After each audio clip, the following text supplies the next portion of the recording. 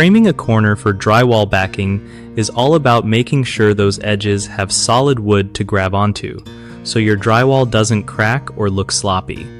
Okay, so first off, you gotta add an extra stud right at the corner to give yourself something sturdy.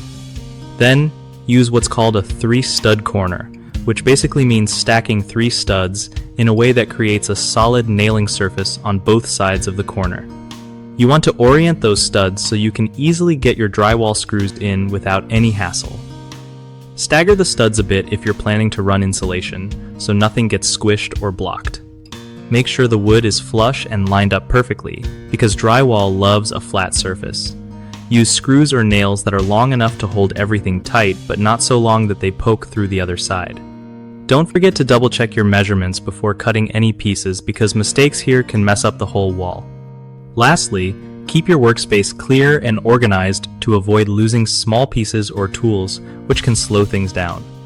One of the biggest corner framing mistakes is not adding enough backing wood, which leaves drywall edges loose and prone to cracking. Fix that by always using extra studs at corners. Another common problem is misaligned studs that make it tough to screw in drywall properly. Just take your time to square everything up before fastening. The third issue is forgetting to stagger studs for insulation, which kills your wall's energy efficiency. Make sure to plan your stud placement so insulation fits snugly without gaps. BigHomeProjects.com helps homeowners find trusted local contractors who know exactly how to frame corners and do drywall right. For contractors, it's a solid way to get more work by connecting with folks who need their skills on real projects nearby.